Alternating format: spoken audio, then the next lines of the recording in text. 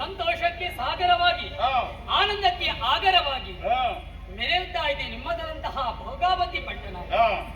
ಒಂದು ವ್ಯಕ್ತಿಗಾಗಲಿ ಅಥವಾ ಪುರಕ್ಕಾಗಲಿ ಹೆಸರು ಬರಬೇಕಾದ್ರೆ ಅದಕ್ಕಾದಂತಹ ಯೋಗ್ಯತೆ ಇರಲೇಬೇಕು. ಪ್ರತಿಯೊಬ್ಬರು ಕೂಡ ಹೇಳುವುದು ಹೇಗೆ, ಭೋಗಾವತಿ ಪಟ್ಟಣದಲ್ಲಿ ಯಾವುದಕ್ಕೂ ಕುಂದುಕೊರತೆ ಇಲ್ಲ. ಅದೇ ರೀತಿಯಾಗಿ ಕಾಲಿಯ ಮಗನಾದಂತಹ ನಾನು ಈ ಸಂದರ್ಭದಲ್ಲಿ ನಿಮ್ಮ ಮಗಳನ್ನು ಮದುವೆಯಾಗಿ ಸುಖದ ಜೀವನವನ್ನು ಸಾಗಿಸುತ್ತಾ ಇದ್ದೇನೆ. ಮಾವಯ್ಯ, ಇಷ್ಟರ ಈ ಹಿಂದೆ ನನಗೆ ಅಷ್ಟು ಸಂತೋಷದಲ್ಲಿ ಇದ್ದವನು ನಾನಲ್ಲ. ಆದ್ರೆ ಈ ಸಿಂಧೂರನ ಜೀವನದಲ್ಲಿ ಆ ಉಲೂಪಿಯನ್ನು ಮದುವೆಯಾದ ನಂತರ ಸಂತೋಷ ಎಂಬುದು ಇಬ್ಬಡಿಯಾಗುವುದಕ್ಕೆ ಸಾಧ್ಯ ಉಂಟು. ಆದ್ದರಿಂದಲೇ ದಿನಗಳು ಕಳೆದದ್ದೇ ಗೊತ್ತಾಗಲಿಲ್ಲ. ಅವಯ್ಯ, ನಾನು ಏನನ್ನು ಕೇಳಿದ್ರು ಕೂಡ ನೀವು ಇಲ್ಲ ಎನ್ನುವವರಲ್ಲ. ಖಂಡಿತವಾಗಿಯೂ ಕ್ಷಣ ಮಾತ್ರದಲ್ಲಿ ಕಾಲ ಕಾಲಕ್ಕೆ ಯಾವುದನ್ನು ಒದಗಿಸಬೇಕು ಅದನ್ನು ನೀವು ಒದಗಿಸುತ್ತಾ ಇದ್ದವರು. ಆದರೆ ಈ ಸಂದರ್ಭದಲ್ಲಿ ನಿಮ್ಮ ಬಳಿಗೆ ಬರುವುದಕ್ಕೆ ಬಲವಾದಂತಹ ಒಂದು ಕಾರಣ ಏನು? ನಾವಿರುವರು ನಿನ್ನೆ ಒಂದು ತೀರ್ಮಾನವನ್ನು ಮಾಡಿದ್ದೇವೆ. ಈ ಭೋಗಾವತಿ ಪಟ್ಟಣದಲ್ಲಿ ಅದೆಷ್ಟೋ ದಿನಗಳ ಬಳಿಕ ಕಾಲವನ್ನು ಕಳೆಯುತ್ತಾ ಇದ್ರೂ ಕೂಡ ಮನಸ್ಸಿಗೆ ಒಂದು ತರ ಬೇಸರ. ಅಂದ್ರೆ ಈ ಲೋಕದಲ್ಲಿದ್ದು ಬೇಸರವಲ್ಲ, ಹೊಸತಾದಂತಹ ಪ್ರಪಂಚವನ್ನು ಕಾಣಬೇಕು. ಮನಸ್ಸಿಗೆ ಬಂದಂತಹ ರೀತಿಯಲ್ಲಿ ಸತಿಪತಿಯರು ನಾವು ಆಡ್ಬೇಕು ಎನ್ನುವಂತಹ ಮನದಿಚ್ಛೆಯನ್ನು ನಾವಿರುವರು ಹಂಚಿಕೊಂಡವರು. ಆದರೆ ಹಂಚಿಕೊಂಡಂತಹ ಕಾಲದಲ್ಲಿ ಇಬ್ಬರಿಗೆ ಉತ್ತರ ಸಿಕ್ಕಿದ್ದು ಇಷ್ಟೇ, ನೇರವಾಗಿ ಗಂಗಾತೀರದ ಬಳಿಗೆ ಹೋಗ್ಬೇಕು. ಮನ ಬಂದಂತಹ ರೀತಿಯಲ್ಲಿ ಮನ ಬಿಚ್ಚಿ ನಾವಿರುವರು ಮಾತನಾಡಬೇಕು, ಜೊತೆಯಾಗಿ ಕಾಲಹರಣ ಮಾಡಬೇಕು ಎನ್ನುವಂತಹ ವಿಷಯವನ್ನು ಮನದಲ್ಲಿ ಅರಿತವರು ನಾವು. ಎಲ್ಲಿಗಾದ್ರೂ ಹೋಗುದು ಕೂಡ ಹಿರಿಯರಾದಂತಹ ನಿಮ್ಮಲ್ಲಿ ಸಕಲ ವಿಷಯವನ್ನು ತಿಳಿಸಿಯೇ ನಾವು ಹೋಗುವರು. ಈ ಹಿಂದೆ ಎಲ್ಲಿಗೂ ಹೋಗಲಿಲ್ಲ. ಆದ್ರೆ ಆ ಕಾಲ ಇಂದು ಸನ್ನಿಹಿತವಾಗಿದೆ. ನೀವೊಂದು ಅಪ್ಪಣೆಯನ್ನು ಕೊಟ್ಟರೆ ನನ್ನ ಮಡದಿಯಾದಂತಹ ಉಲುಪಿಯ ಜೊತೆಯಲ್ಲಿ ನಾವಿರುವರು ಗಂಗಾ ತೀರಕ್ಕೆ ಹೋಗಿ ಮನ ಬಂದಂತೆ ವಿಹರಿಸಬೇಕು ಎನ್ನುವಂತಹ ವಿಷಯವನ್ನು ತಿಳಿದುಕೊಂಡಿದ್ದೇನೆ. ಮಾವಯ್ಯ, ನೀವೊಂದು ಅಪ್ಪಣೆ ಕೊಟ್ಟರೆ ನಾವಿರುವರು ಹೊರಡುವುದಕ್ಕೆ ಸಿದ್ಧರಿದ್ದೇವೆ. ಅಳಿಯ, ಮಾವಯ್ಯ, ನಿನ್ನದಾದಂತಹ ಮಾತನ್ನು ಕೇಳಿದಾಗ ಸಂತೋಷವೇ ಆಗುತ್ತಾ ಇದೆ.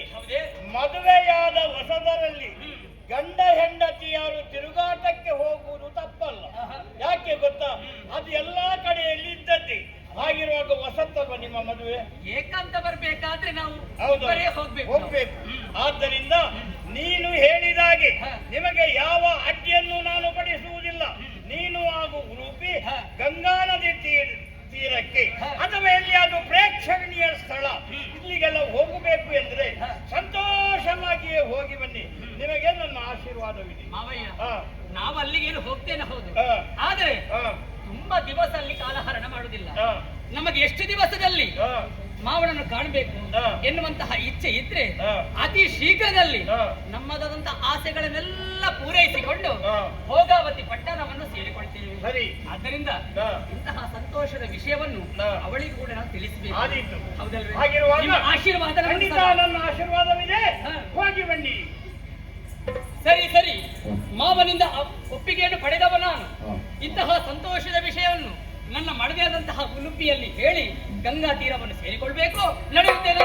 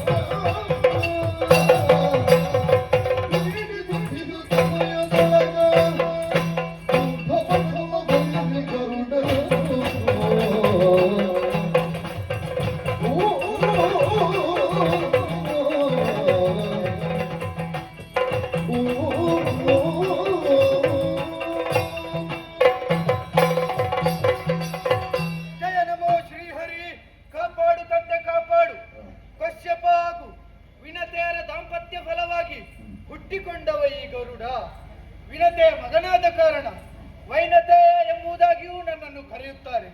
ಅಷ್ಟು ಮಾತ್ರವಲ್ಲ, ಶ್ರೀಹರಿಯ ವಾಹನನಾಗಿರುವುದರಿಂದ ಗರುಡ ವಾಹನ ಎಂದು ಅವನನ್ನು ಕರೆಯುತ್ತಾರೆ. ಎಂದಿನಂತೆ ಇಂದೂ ಕೂಡ ಆಕಾಶ ಮಾರ್ಗದಲ್ಲಿ ಸಂಚರಿಸುತ್ತಾ ಇರುವಂತಹ ವೇಳೆಯಲ್ಲಿ ಏನದು,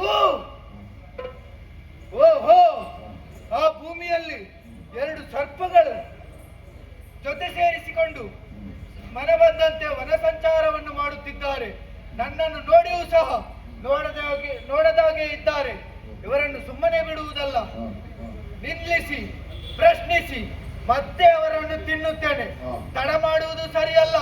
ನೇರವಾಗಿ ಹತ್ತಗಳಿಗೆ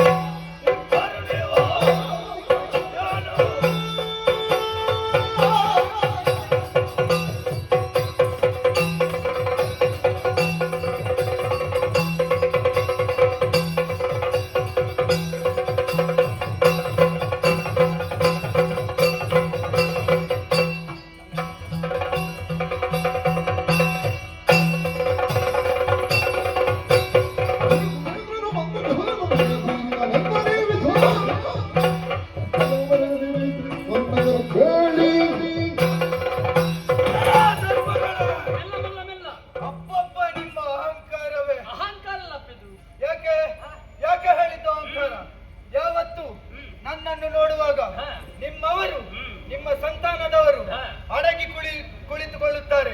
ಆದರೆ ಈ ಕಾಲಕ್ಕಾಗುವಾಗ ನನ್ನನ್ನು ನೋಡಿದರು ಮನ ಬಂದಂತೆ ಸಂಚರಿಸ್ತಾ ಇದ್ದೀರಿ. ಯಾರು ನೀವು? ಇಲ್ಲಿ ಏನು ಮಾಡ್ತಿದ್ದೀರಿ? ಸಕಲ ವಿಚಾರವನ್ನು ಆರೋಹಿ. ನಮ್ಮ ಪರಿಚಯ ಗೊತ್ತಿಲ್ಲ. ಇಲ್ಲ. ಓ ಪಕ್ಷಿರಾಜ,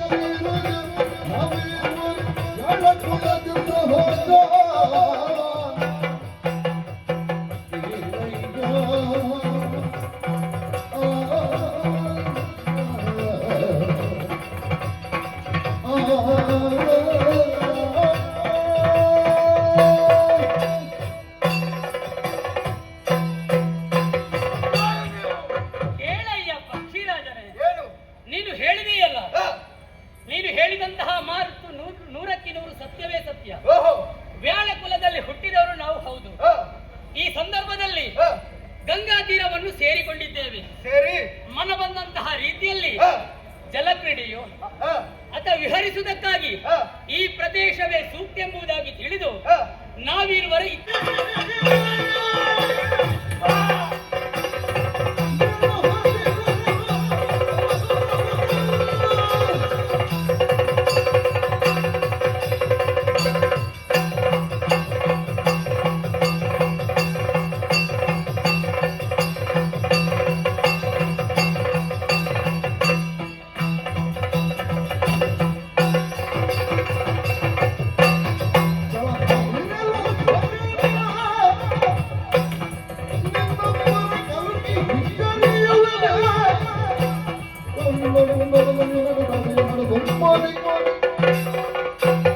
ಕೆಲವು ಗರುಡನೇ, ವಿನತೆಯ ಸುತ ಗರುಡ ನೀನು, ಹ. ಎಲ್ಲವನ್ನು ಅರ್ಥಪಿಸಿಕೊಂಡವ ನಾನು. ಹ. ಆದರೆ ಹ. ತಂದೆಯ ಮೇಲಿರುವಂತಹ ಹಗೆಯನ್ನು ಹ. ತೀರಿಸಬೇಕೆನ್ನುವಂತಹ ಉದ್ದೇಶದಿಂದಲೇ ಹ. ಈ ಸಿಂಧೂರನ ಜೀವನದಲ್ಲಿ ಹ. ಎಲ್ಲವನ್ನು ಹಾಳು ಮಾಡಬೇಕೆನ್ನುವಂತಹ ಉದ್ದೇಶದಿಂದಲೇ ಹ. ಬಂದಿದ್ದೀಯಾ? ಹ. ಇದು ಏನು? ನಿನ್ನ ರೆಕ್ಕೆಯಲ್ಲಿ ಹಿಡಿದು ಹ. ನೆಲಕ್ಕೆ ಅಪ್ಪಳಿಸಿ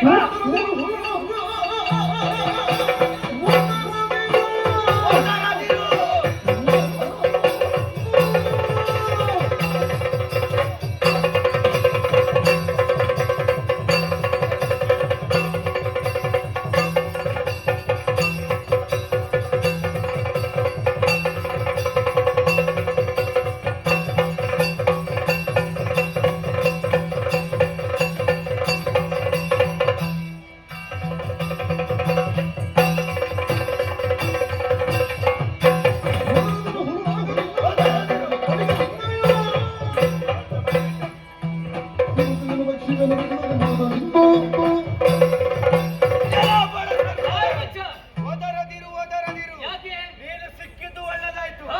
ನಿನ್ನ ಜೊತೆಗೆ ಹ. ನಿನ್ನ ಪತ್ನಿಯನ್ನು ನುಗ್ಗುವಾಗ ಯಾರು ತಡೀತಾರೆ ನೋಡು. ಅದನ್ನು ಯಾರಂತ ನಾನು ನೋಡ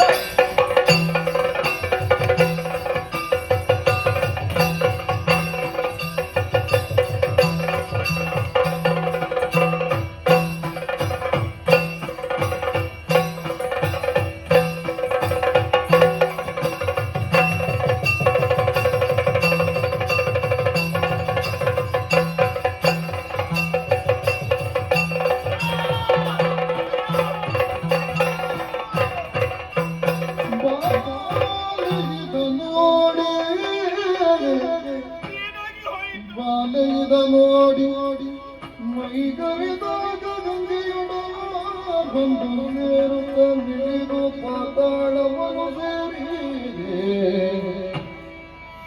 ತಂದೆ ಕರುಸಿಗಳೊದಗಿ ಬಂದ ಕುಂದತಿಗೆಲ್ಲ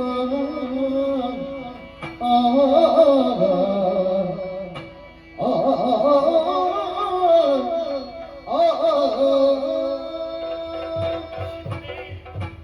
ಏನಾಗಿ ಹೋಯಿತು? ವೈವಾಹಿಕ ಜೀವನದ ಸಂತೋಷವನ್ನು ಅನುಭವಿಸಬೇಕೆನ್ನುವಂತಹ ಉದ್ದೇಶದಿಂದ ಪತಿಯನ್ನು ಸೇರಿಕೊಂಡ ವಿಹಾರಕ್ಕಾಗಿ ಬಂದವರು ನಾವು.